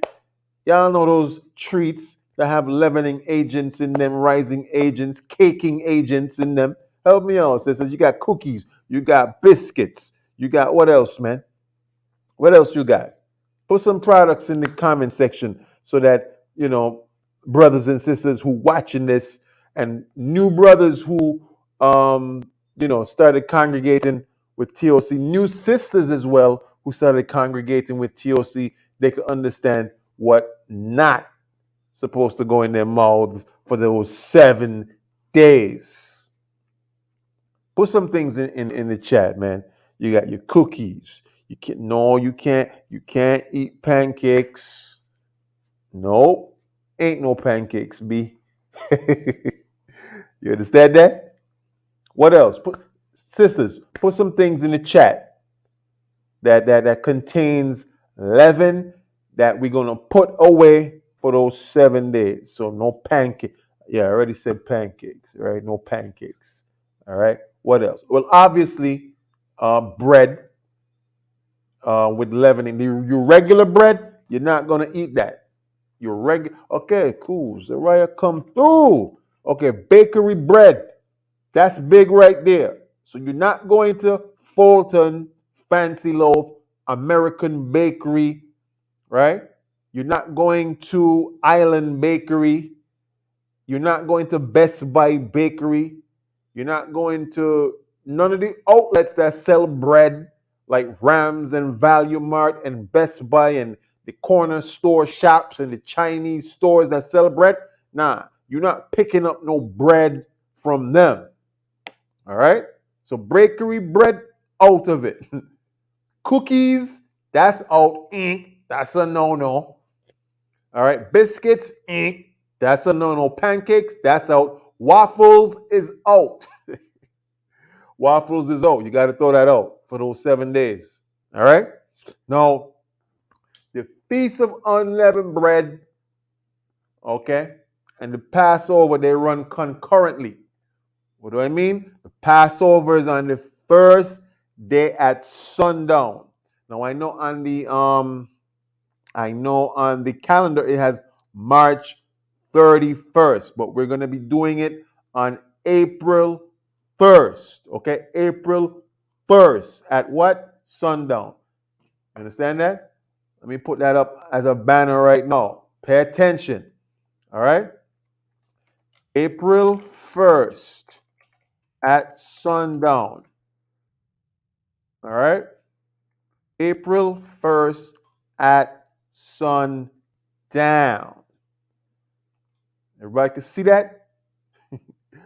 April 1st at sundown. That's when we doing it. I don't want nobody, hey Cap, when you said we doing it again, man? April 1st at sundown. I ain't want nobody asking me that. Hey Cap, when we gonna be doing it? April 1st at sundown. I put it up big and broad right there on the banner on the screen. If you're looking at the screen, it's right there. April 1st. So like I said, I know the calendar that we sent out last week, actually it wasn't the finalized version of it, but that's okay. We're going to be doing it April 1st at sundown. Hey, Cap, when you say we're doing it again? Yo, man, I seriously, yo, brothers gotta listen more attentively, man. And brothers gotta focus more attentively, man. You wouldn't be having these type of listening problems. Get your memory up, guys. April 1st, sundown. All right, good. So, biscuits is out, pancakes is out, waffles is out, cakes is out, cupcakes is out. So, ain't no waffles, ain't no cupcakes, ain't no regular cakes. I'm sorry. Sorry, not sorry. Okay? Elbow Mac. Is that so? Somebody got to confirm that for me. Elbow Mac. That's what? Elbow mac and cheese? You got to confirm that for me. Definitely, Sister Ja. Cupcakes, that's out. Yeast. I don't think people just eat yeast like that, Sister Ruth. So, but if you're saying things with yeast, I could understand that. Some cereals, that's a fact. Hey, that's a big fact. For those of y'all that love cereals, listen very closely. Check those ingredients. You got to check them. Be very meticulous. Pay attention to detail. Don't just throw stuff into your grocery cart. Don't just go down the aisle. Just, I'm shopping, I'm shopping. In the cart, in the cart, in the cart. And you don't look at the ingredients, man. You understand that? Okay. So, some cereals, you got to check it. Okay? Like, a safe bet is to just stick to like cereals that have like three or less ingredients in it, man. You understand that? So patties, no patties. All right, those of you that love patties, no patties, no donuts. So keep out the rituals for themselves, starting from April 1st to April 8th. Ain't gonna be no rituals, B. No rituals. All right? Make you some unleavened bread. Eat that at home. Okay? Enjoy your Passover, man. Enjoy your feast of unleavened bread. Enjoy no leaven for those 7 days. So we got some wines. Definitely, you got to check that wine to make sure it's good. All right? Check your wine. Let me show y'all how the kosher sign look. When you look at this, look at the back of the wine. All right?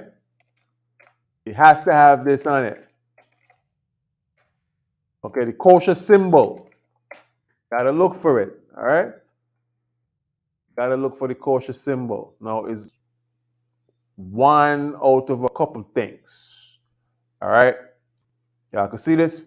So it's either the K with the circle or the U with the circle. All right? The K with the circle or the U with the circle. Y'all can see this properly?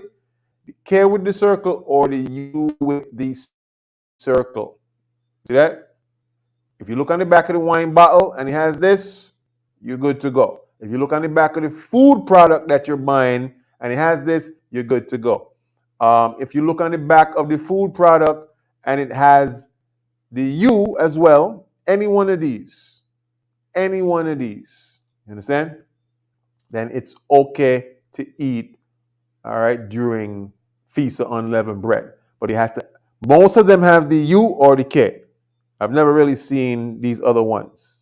Maybe that's in the States, but down here, we usually get products with the U and the circle, which stands for unleavened, and the K with the circle, which stands for kosher, which also means it was prepared in a way that it ensures that there's no leaven in it. You understand that? Good.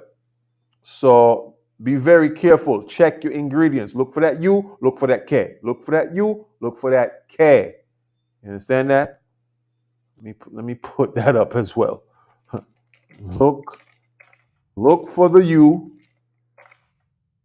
all right, and look for the K, all right. Look for the U, look for the K. If you don't see it, all right, look for the U and look for the K. See, I put it up as a banner. If you don't see it, no buy it. You understand that? What else we got? So no box cakes, no brownies. All right. Soda, yeah, that has bicarbonate in it. That's baking soda. You understand that? Sister Zariah said some beers. That's absolutely true. Some beers, they have leavening agents in them. You understand that? What else we got? Some wine. Yeah, we said that. We got soda. Yeah, we said that. No self-rising flour neither. Yes, that's facts. Self-rising flour, that's a no-no because it has a leavening or rising agent in it. Okay, Sister Josh said there's some tortilla flatbreads have no leaven. There's some, that's true. But also there's some, listen, them breakfast tortilla that you buy from the store, they tricky. 98% of them got leaven in them. That's sad, but it's true. Check it out. All right. A lot of them having leaven in them. You got to check it. If you can't verify the ingredients, don't buy it. That's the best bet that you have. If you cannot see what's on the ingredients, don't buy it. Check it out. Google it. You're going to see a lot of the tortilla flatbreads. They do have leaven in them, sis. Believe it or not. We used to think, nah, they didn't have no leaven in them because they flat. Wrong. Wrong. They got leaven in them still. You understand? But you got to check. Just be sure to check. Be very meticulous. Check. If you go to the store owner and say, yo, what's in this? Leaven in this? You're like, I'm sorry, I do not know. And just like, all right, cool, no problem. Don't buy it. Since you don't know, since y'all took them out of a bigger package and you don't throw away the ingredients, okay, I don't want to know, I ain't buying it. Simple as that. But look for the U, look for the K. Everybody understand that? Can. Good. That's very important. Look for the U, look for the K. All right. So 7 days, man, you're going to eat that unleavened bread. The first day, you're going to put away all the leaven out of your houses. You got to go to, listen to me. You gotta be so meticulous. Go through your cupboards from now. Check your cupboards. Have a mental list and a physical list of the things that you're going to throw out. Because remember, this is like your spring cleaning that you do. Remember, we in the new year, right? And every new year, you got to do what? Declutter. You're going to declutter your cupboards. You're going to declutter your cabinets. You're going to declutter your fridge. I know some of y'all got some old stinking things in your fridge that you ain't using. Talking about, yeah, I'm going to go back to it and eat it next month, Ak. Hey, Ak, I'm going to go back. You ain't going back to that. Throw that old thing out, man. Throw it out. You know you ain't going back to that. You know, some people be storing stuff and hoarding things in their fridges. Talking about, don't worry, I'm gonna go back to it. Yeah, I can just go back to this about after 6 months. I'm gonna go back for it. You ain't going back for it. That thing long gone, man. Throw it out. Spring cleaning. This is what we're doing. Clean out your cabinets, clean out your refrigerators, clean out your cupboards. Get all the leaven out of there, man. You understand? Good. So you're going to put away the leaven out of your houses. For whosoever, watch this, whosoever eateth leavened bread from the first day until the seventh day, that soul shall be cut off from Israel. Ooh, that's tough. Ain't that tough? You think the Most High playing with y'all? If you eat leaven during that time, right? And you were willful with that, man. Look, I don't even want to know what's going to happen even if you wasn't willful. Because even if you wasn't willful, you're still going to suffer punishment. But a lot of people be thinking that the punishment can just be a light punishment. Sometimes the punishment is death, man. If you know and have knowledge of what you're doing and you still do it, yo, you deserve death, man. Straight up and down. Mm-hmm. This is where we at. Because remember, the death angels is lurking. So you can't say you don't deserve death. Don't be slick during the Passover. Don't be deceptive. Don't be double dipping. Don't be trying to sneak stuff and do things behind closed doors and you really off into some sin and you eating leaven and you're going to get cut off from Israel, man. You understand? Whether it's before Yahushua come back or when he come back, whichever one, you're going to be a goner in any case. So don't be slick. Don't be wise to do evil. All right? Don't be deceptive. Rum. Rum. I would stay away from rum, sis. Stay away from rum. Sister Ruth. Sister Ruth out here guzzling no rum? What's going on? Sis. What's happening? You got something you want to tell us, sis? What you be home doing? But no, I would stay away from rum. All right. I would stay away from rum during the Passover. All right. Stick to kosher wine. Stick to wine that is approved for Passover. All right. Stick to that. You can't go wrong with that. Look for the U, look for the K. All right. Look for the U, look for the K. All right. You know, look for the U and look for the K. All right. Good. So you see how serious this is? Just going back to this last part of the verse. Y'all see this? If you eat leaven, even once in those 7 days, what's going to happen to you, man? Who want to make a guess? What's going to happen? You thinking the Most High going to judge you? Oh, okay, cool. Do it. Be our guest. Do it and see what happens. You can't say we didn't warn you. The Most High going to kill you, man. You understand that? Don't be out here being facetious. Don't be, full of trickery, full of guile. Don't do that.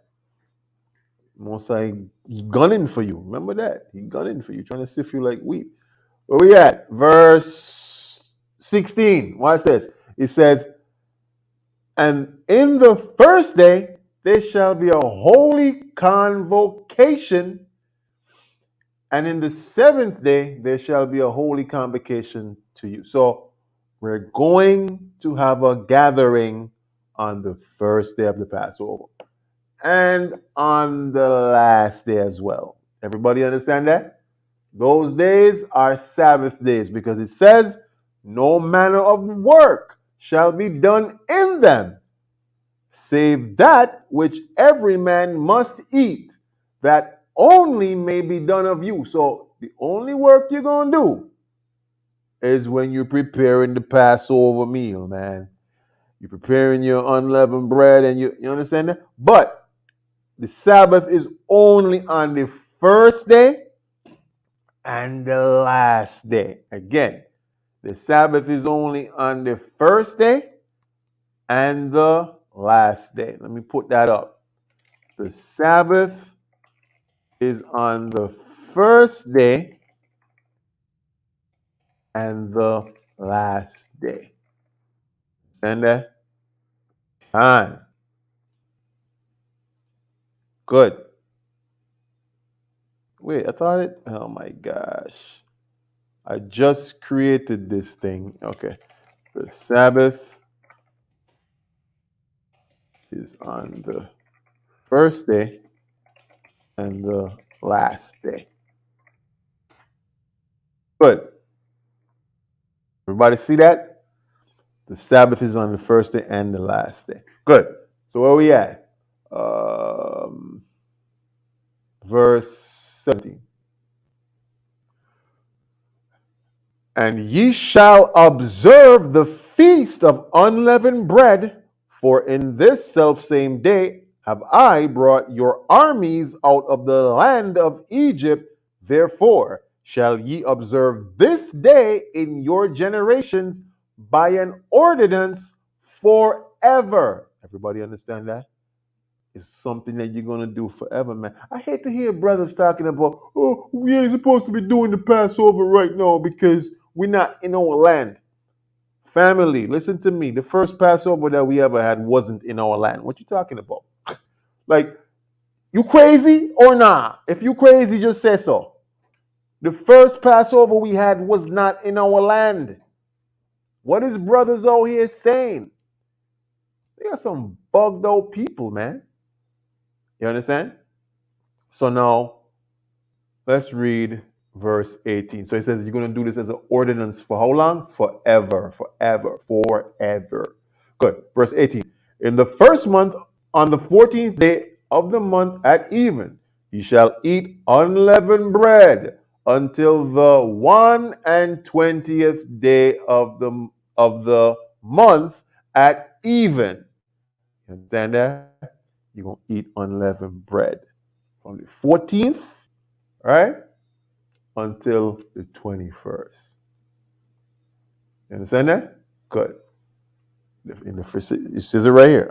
In the first month, on the 14th day, right?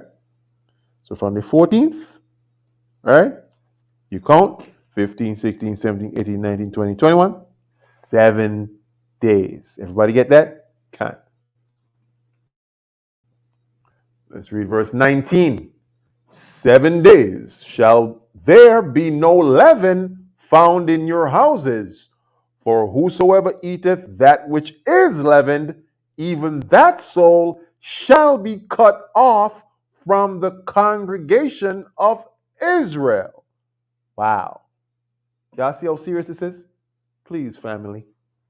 Don't sin your soul by eating leaven during that time, trying to double dip, talk about, I forget.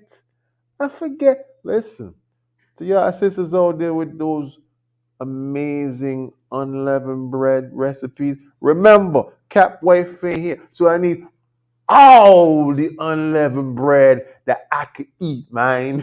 You understand that? I need all. Sisters Araya, do you sanction that? Do you give you approval of that? Let me know, sis. Let me know. I need all the unleavened bread Cap could get. All right. So for you lovely sisters that make amazing unleavened bread, and guess what? I can be your guinea pig. If you don't know how to like perfect your recipe, that's cool. I'll taste it. I'll make sure it's hitting the way it's supposed to hit. And I'm gonna tell you like, yo, this is good. Need a little work. Don't worry. I'll be your guinea pig, man. You understand that? Khan. All right, Khan. Sister Zara has given her sanction. She has approved that. All right. She's not here right now, so send all the unleavened recipes. Send it my way. All right. Khan. Good. So now you cannot eat anything leavened during that time. You must eat unleavened bread. Otherwise, you're gonna get cut off. Yo, we got any new sisters or new brothers? I know y'all got questions. Listen, when I first came into the truth, I had questions, man. Like, yo, what? How do I do this? How do I do that? Do I have to eat unleavened bread for the whole of the 7 days? Do I have to? Can I just eat it on one day? Like, how do I really do this? Do I gotta eat lamb for 7 days? Like, I remember some of the brothers then who we got now. Yo, one of the brothers thought we had to eat lamb straight up for 7 days straight, fam. Yo, that was funny. But it was a legitimate question because I had even wilder questions than that when I first came in. You understand? I had crazier questions than that. You know, I had more laughable questions than that. You understand? Yeah, but one brother, he was like, "Yo, Cap, we gotta eat lamb for a whole 7 days. Where you gonna get all this lamb from? This is the only lamb I got. This is the only lamb I got." You understand? So, no, you ain't gotta eat lamb for 7 days. You just gotta eat lamb on the first day, which is the Passover day. You understand that? Okay. Let's read on. Where we at? Verse 20. You shall eat nothing leavened in all your habitations. Shall ye eat unleavened bread? So for 7 days, you're going to eat unleavened bread. Everybody understand that? Good. Verse 21. Then Moses called for all the elders of Israel and said unto them, draw out and take you a lamb according to your families and kill the Passover. So who's over Passover today? Christ. Yahweh Shai. There you go. Watch this. Verse 22. And ye shall take a bunch of hyssop and dip it in blood that is in the basin and strike the lintel and the two side posts with the blood that is in the basin. And none of you shall go out at the door of his house until the morning. Watch this. Verse 23. For the Lord will pass through to smite the Egyptians. And when he seeth the blood upon the lintel and on the two side posts, the Lord will pass over the door and will not suffer the destroyer to come in unto your houses to smite you. So y'all understand what's happening even in the spirit. Those death angels lurking, they're looking to see today who keeping these commandments and the faith of Yahweh Shai. They're looking to see who is actually repenting, who's keeping the law, because that's your sacrifice today. Remember, it says today what we are a living sacrifice. We live our lives as a living sacrifice unto Yahweh, right? And we do so in the name of Yahweh by Hashem Yahweh Shai, right? So now, if our lives is a sacrifice, all right, um, and you were commanded to keep the law by Yahweh Shai himself. During this time of famine, during this time of destruction, during this time of Jacob's trouble when it intensifies, what do you think is going to be the marker of who those death angels really checking for? Who do you think those death angels are going to be checking for? Those death angels are going to be checking for those who don't have that sacrifice. What's the sacrifice? Yahweh Shai. What does it mean to have the sacrifice of Yahweh Shai? You're keeping the law and the faith of Christ. You've repented. You understand that? Good. Now, I want to really quickly, 1 Corinthians chapter 11, right? Let me come down to verse 23. Watch this. Okay, good. Where are we at? Verse 23? Okay, watch this. Pay close attention. Yo, some sisters needed to be in here. Like, for real. Some sisters needed to be in here. Let's read this. 1 Corinthians 11 and verse 23. For I have received of the Lord that which also I delivered unto you, that the Lord Jesus, the same night in which he was betrayed, took bread. So the Apostle Paul is letting you know that he received of the Lord, okay, that he's also delivering unto them. In what way? Via the feast. Because Yahushua said, eat this and drink this in remembrance of me. That was the Last Supper. How many of y'all remember the Last Supper, man? When he said, eat this bread and drink this wine in remembrance of me. Okay? That unleavened bread and that wine, that's that Passover meal. You understand that? So when you're eating that bread, it's a symbol that you're eating of Yahushua's sacrifice. But watch this. Watch verse. So Paul let you know that he has received of Yahushua, but no, he's delivering the same message, the same allegory unto you. Watch this. Watch this. The allegory of the bread and the wine. Watch this. Verse 24. And when he had given thanks, he brake it and said, take, eat. This is my body, which is broken for you. Do this, do in remembrance of me. So now, the breaking of the bread, that's the allegory of what? Yahushua being broken on that cross for that as that sacrifice. So break the bread, right? Watch this. He says, do this in remembrance of me. So when you eat that bread, you're remembering what Yahushua did. Like he died on that cross so that now you could not be put to death for breaking these laws, which all of us did. All of us did that, right? So now, when we do this in remembrance of him, watch this. Verse 25. After the same manner, also he took the cup when he had supped, saying, this cup is the New Testament in my blood.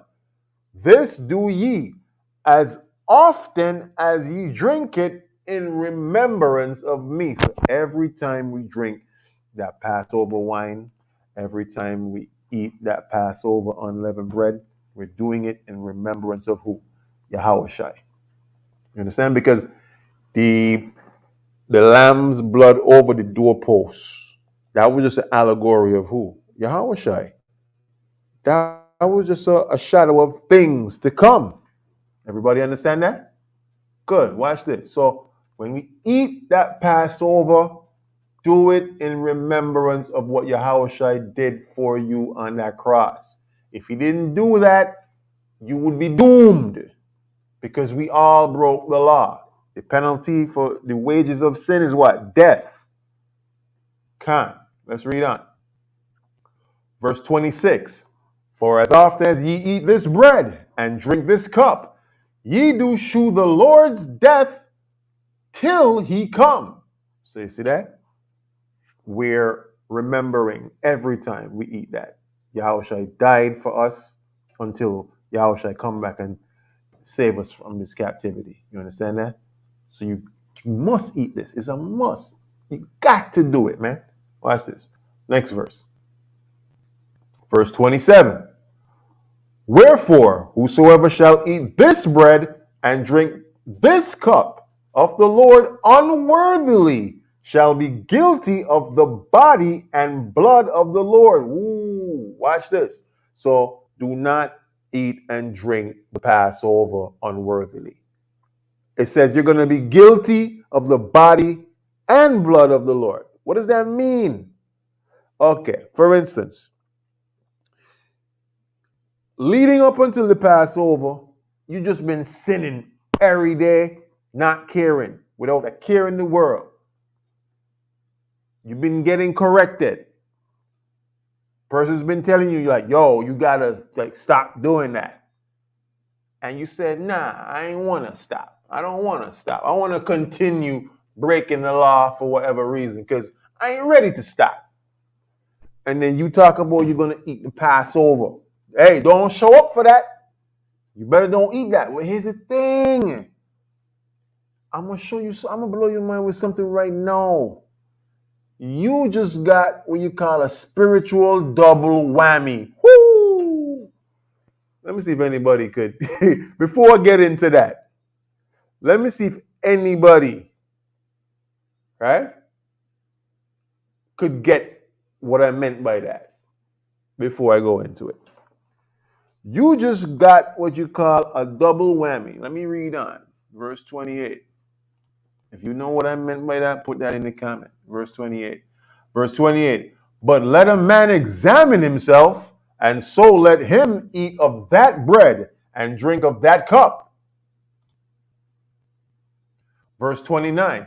For he that eateth and drinketh unworthily eateth and drinketh damnation to himself, not discerning the Lord's body.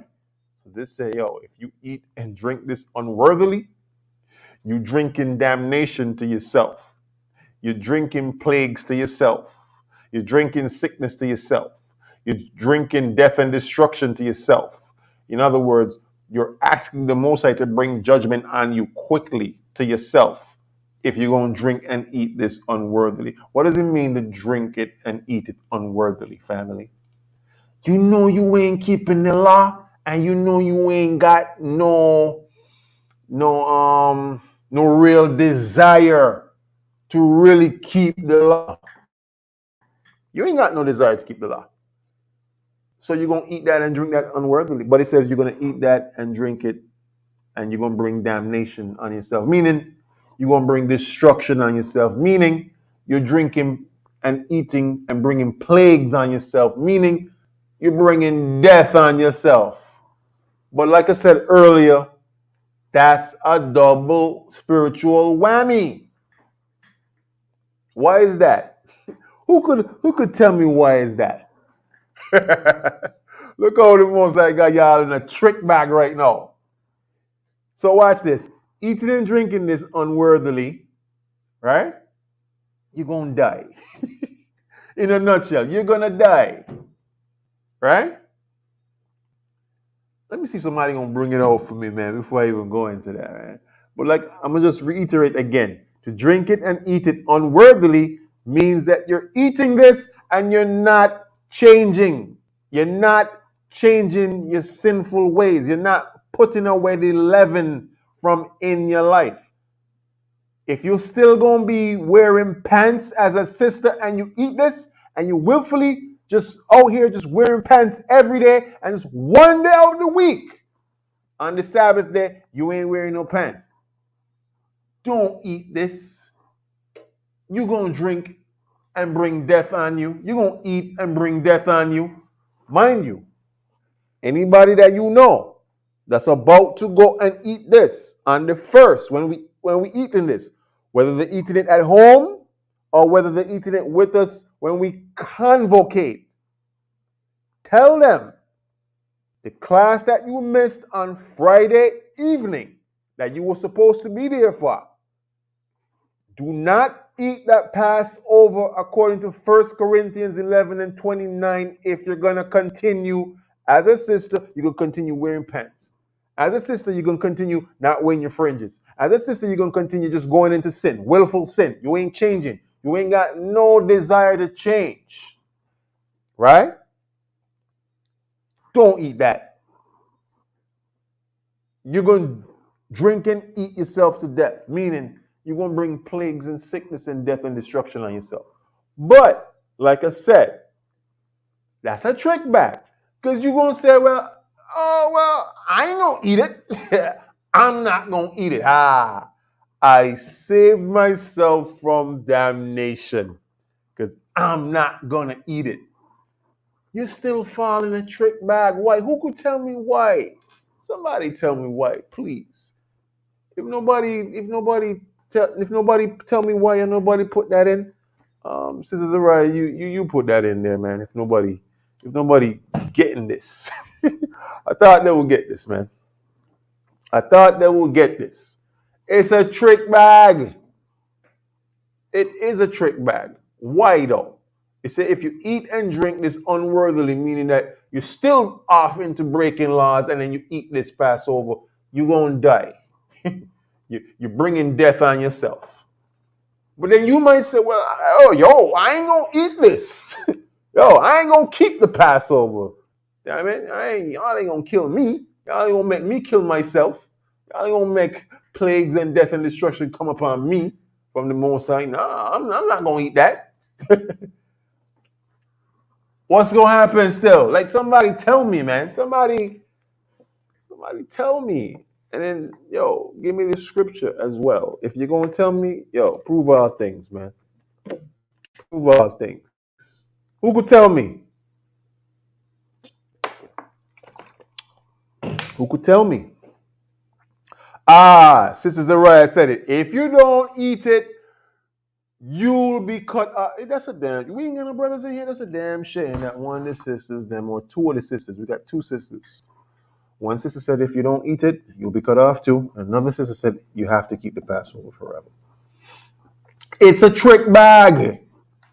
You don't get this? Like, if you don't keep the Passover, you're still going to die. You're going to be cut off. You were commanded in the book of the law. We went over it. We went over it in Numbers, and we went over it in Exodus as well. Right? If you don't keep it, you're going to die. But if you eat it and drink it unworthily, what's going to happen to you? You're still going to die. You cannot escape. Yo, all praises to the Most High Yahweh Hashem Yahushai, man. Oh, praises. Spiritual trick bags up in here, man. Talking about, well, I ain't gonna keep it, cause you got to keep it. Well, I ain't want to keep the law, so guess what? You're still gonna die if you eat it unworthily. So the best thing to do. Here's my advice. You might be wondering, well, what do I do? Here's what you do. Stop being rebellious. Just put down your foot and say, from here on forth, I am going to be an advocate for keeping the law. There, right there and then, you've made the decision. So now go forth and keep the Passover with sincerity. Okay, with genuineness and with sincerity, because you made the commitment. You're going to now put forth all your effort into keeping the law. You're not going to be rebellious anymore and break the law. That's what you're supposed to do. Don't get slick. Don't get deceptive, and don't get wise to do evil. Talking about, well, I ain't gonna keep it because I ain't all the way right as yet. Well, guess what? If you don't keep it, you still gonna get cut off. You're gonna still get put to death. Yo, give it up again for the Most High, man. Spiritual trick bags. I love Yahweh Hashem Yahushai, man. All praises. Kal halal Yahweh Hashem Yahushai, man. Where we at? Verse 29. So if you eat it and drink it unworthily, you drink it damnation to yourself. Where we at? What verse we at? Watch this. 1 Corinthians 11 and verse 30. For this cause many are weak and sickly among you, and many sleep. Yeah, meaning many gone to sleep. They ain't waking back up. They get put to death. You understand? That's one of the reasons why a lot of people are weak and sickly. They're weak and sickly in their physical body. They're weak and sickly in their finances. They're weak and sickly in other areas of their life, their relationships, their marriages. Their marriages in an uproar. Some people, relationships in such an uproar that, they don't even know what to classify themselves as, whether single, married, unmarried, divorced. They don't know. They don't know what position they hold in terms of their relationship. They don't know. Because they're weak and sickly in all facets of their life. And watch this. many sleep, meaning that many already dead in those areas. You're dead in all those areas, man. But guess what? The real physical death gonna come if you just don't stop playing, stop meddling. Just keep the law with sincerity and truth. Believe on Yahweh Hashem Yahweh Shai for the forgiveness of your sins. Walk forth in the law. Repent daily. Stop sinning willfully. Keep the feast in sincerity. That's what you gotta do. Don't talk about I ain't gonna keep it, man. You know what I'm saying? How about Hashem Yahweh Shai ain't gonna catch me? Because I didn't keep it. I didn't keep it. It says, for if we would judge ourselves, we should not be judged. So examine yourself, judge yourself before Yahweh shall judge you. It says, if you don't judge yourself, all right, Yahweh shall gonna judge you. That's what it's basically saying. He said, for if we would judge ourselves, we should not be judged. In other words, if you don't want to be judged by Yahweh Bahashim Yahweh Shai, mind. Examine and judge yourself and make the change, make the adjustment, make the amendment. Do so quickly. Watch this, verse 32. But when we are judged, we are chastened of the Lord, that we should not be condemned with the world. No, everybody should be praying for this, man. Pray that the Most High brings swift judgment on you anytime you go off. That's a sincere prayer. That's a sincere prayer right there, man. You want to pray with sincerity and truth? Pray that Yahweh Ba'ashem Yahweh Shai punishes you instantly when you go off, man. And watch your life change. Now, a lot of people are afraid to say that prayer. Why? Because they know the intent of their heart is just to continue doing wickedness. So they don't really want to pray a prayer like that. But trust me, you pray a prayer like that, and you go off, and then the Most High correct you swiftly and harshly, that's going to keep you in line, man. So some of y'all should pray that there. Like right now. Like you should face the east right now. Say a short prayer. Say, Kal halal Yahweh Hashem Yahweh Shai, Father. Anytime I go off, just bring that on me swiftly. You know what I mean? Have mercy on me, you know.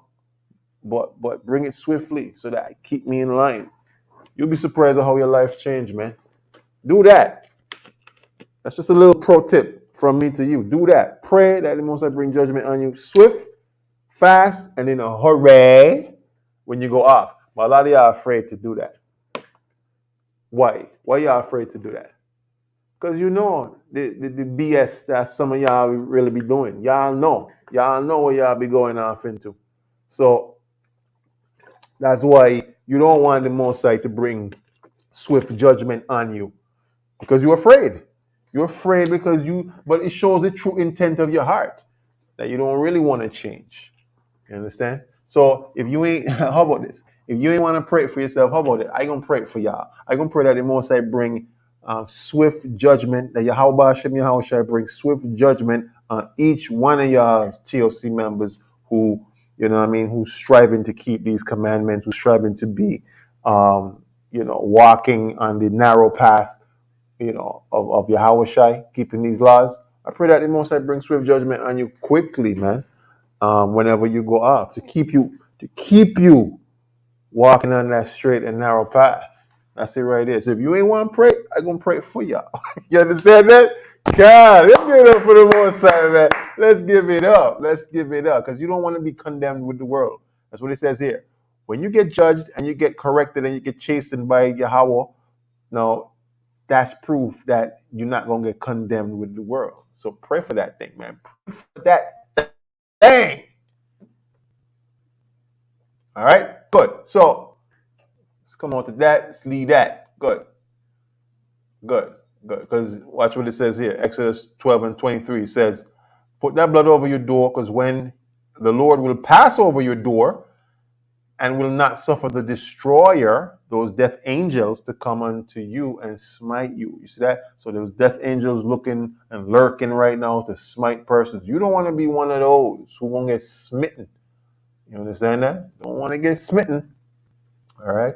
So now verse 24, it says, "And ye shall observe this thing for an ordinance to thee and thy sons forever." So again, to the brother who was telling me some years ago, We ain't supposed to be keeping the Passover because one is a disrespect to Yahushua. You lying, bro. You lying on the Bible. Stop it. You understand that? Verse 25, it says, and it shall come to pass when ye be come to the land which the Lord will give you, according to as he has promised, that ye shall keep this service. You understand that? So we kept it in our land, yes, and we also kept it in Egypt as well. All right, watch this. Verse 26. And it shall come to pass when your children shall say unto you, what mean ye? Watch this. Verse 27. That ye shall say, it is the sacrifice of the Lord's Passover, who passed over the houses of the children of Israel in Egypt, when he smote the Egyptians and delivered our houses. And the people bowed the head and worshiped. So when your children ask you, yo, why do we keep Passover? Carry them to Exodus 12 and verse 27. It says, it's the sacrifice of Yahweh's Passover, who passed over the houses when the children of Israel in Egypt, okay, when he smote the Egyptians. You understand that? Can't. Where we at? Verse 28. And the children of Israel went away and did as the Lord had commanded Moses and Aaron, so did they. Can't. And it came to pass that at midnight, the Lord smote all the firstborn in the land of Egypt, from the firstborn of Pharaoh that sat on his throne unto the firstborn of the captive that was in the dungeon, and all the firstborn of the cattle. So you see that? The Most High slew all of that. Firstborn of the cattle, the firstborn of Pharaoh, right? And his sons, right? The Most High was just slew them. Capital says slew them. Yeah, the Most High was slewing, man. Right? Verse 30. And Pharaoh rose up in the night, he and all his servants and all the Egyptians, and there was a great cry in Egypt, for there was not a house where there was not one dead. You understand that? So, the death angels is lurking. Understand they out. We in the season of it right now. Passover is approaching. Some camps already had the Passover. Some camps are about to keep theirs on the 14th. We keeping ours on the 1st. Them death angels is lurking right now. So you're going to see some things happening. Keep your eyes peeled. You understand? Be very observant. Look and see what's happening. Pay attention to the news. All right? Don't listen to news from secondary sources, and don't misunderstand news either. I had one brother come and tell me, yo, a tsunami coming. I ain't gonna say who it was, but like I had to tell the brother, nah, a tsunami ain't coming, man. They was doing a drill for tsunami training of what to do should one come. Okay, because they put it out on the news earlier this month on the 3rd, and they put it out again on the 23rd of this month, which was Wednesday. And they're going to be doing it this month, all right? Practicing for tsunami preparedness techniques. You understand that? So, yeah, no, guys, a tsunami ain't coming, all right? So, hold your horses. It's just a drill. It's just practice that they're practicing for, all right? Because if tsunami was coming, it would be all over the news. People would be frantic. People would be wilding out. People would be screaming. People ain't going to be so calm when a tsunami coming, man. You understand that? So, yeah, we're going to end it here, man. Like, we have any questions? Any questions concerning the Passover? What to eat, what not to eat, how long to keep it for? Is it 6 days? Is it 7 days? How long do we eat unleavened bread for? How do we prepare the lamb? Any questions concerning that? Any questions? Any questions? No questions? I'm going to just wait a little bit. You know what I'm saying? Maybe y'all got some questions. Maybe y'all got some questions. Maybe y'all got some questions. Maybe y'all got some questions. Yeah, questions. We taking questions right now. We taking questions. We taking questions. Where y'all at? Where y'all at? So y'all know how to keep the Passover. Y'all know which day we keeping the Passover. Y'all know how many days you got to keep it for. Y'all know what we got to eat. Y'all got your garments ready. Y'all ready to get down and have some fun for the Passover. It's going to be amazing. It's going to be great. But, you know, you got to be in the spirit of Passover, man. All right. So from here on out, we're going to disseminate all the information concerning the Passover, how much is going to be the cover charge that will cover the things that we need for Passover. All right. You know, everything that we need to put it together. All right. So this is where we at. This is where we at, man. We in this season right now.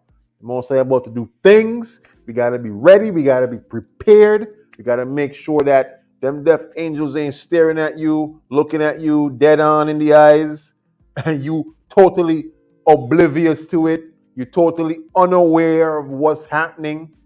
They're watching you in your eyes, staring you, and you don't know because you off into some mess. You off into some sin, man. Don't be that guy.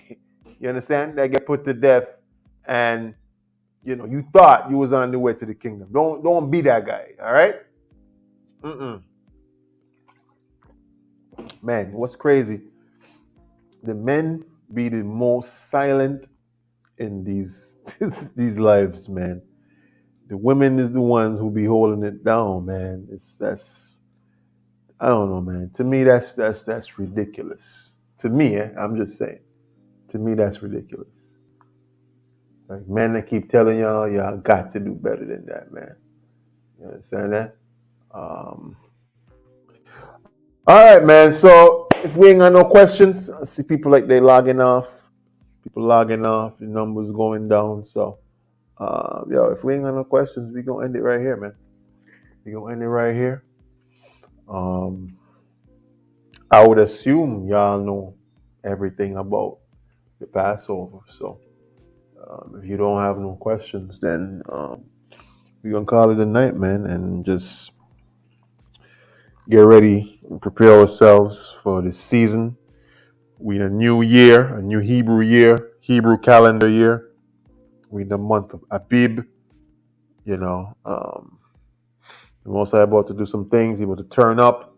Y'all stay observant, stay watchful, watch and pray. All right. Now is the season that y'all need to be praying more than ever. Face the east and pray 3 times a day if you can, or more. I say more. If you could pray 7 times a day, right? Pray 7 times a day, man. Face the east and pray 7 times a day if you can. Now is the season for that. Everybody's supposed to be crying out unto Yahweh Hashem Yahushai. Pray constantly. Pray that these prophecies come to pass. Pray that Jacob's trouble comes swiftly. Pray that we get taken out of this captivity swiftly. You understand? Pray that death and destruction come to our oppressors. You understand? Pray for more focus, laser focus during the time of distraction. Because, you know, what's about to happen gonna make a lot of people lose faith as well, eh? You understand that? Don't lose faith, Israel. The things that you're gonna see happening on the news will make people go into a spirit of despair, a spirit of fear and despair. People are gonna lose hope, people are gonna lose faith. Don't you do it. Keep pressing, be a staunch advocate for waking up the nation, a staunch advocate for keeping these laws, a staunch advocate for Yahweh Bahashim Yahweh Shai, man. You understand? So, yeah. Passover ready, 2022. We in there, man. So, April 1st, I'm looking forward to seeing all of y'all. All right? Well, those of you who, you know, been with us for a certain time period and going forward, looking forward to seeing y'all. For those of you who not with us for that period of time, you still have to keep the Passover at home. You got to keep it. You understand? So touch base with me so that you can find out where to get your lamb and where to get your unleavened bread. And like I said, this year's bitter herb of choice is what? Parsley. You understand? We're using those sprigs of parsley. All right. So I'm definitely looking forward to the Passover, man. Kalalal Yahweh Hashem Yahushai. Thank you for showing up. Thank you for being active in the chat. I appreciate each and every one of you sincerely. I love each and every one of you sincerely. To the brothers who wasn't able to be on this live, man, you missed it, man, because I'm going to ask questions, but then I don't know if y'all going to know the answers, man. So, all praises to the Most High, man. So, continue having a great Sabbath. Continue enjoying your families, enjoying the Most High's high holy day. It's a time to be thankful. It's a time to give praise to the Most High. It's not a regular day. Today's a Sabbath, man. All right? Rejoice. Be thankful. Give the Most High praises. All right? You're alive. You're here. Them death angels ain't take you out yet. So make a difference. If you're still here, you got the power to change the way your story ends. Always remember that. All praises to the Most High. So, we're going to end it right here. Looking forward to seeing y'all tomorrow for the Sabbath day class. All right. We got a nice class package for y'all. All right. So, all praises to the Most High. I'm going to see y'all tomorrow, Lord willing. Peace.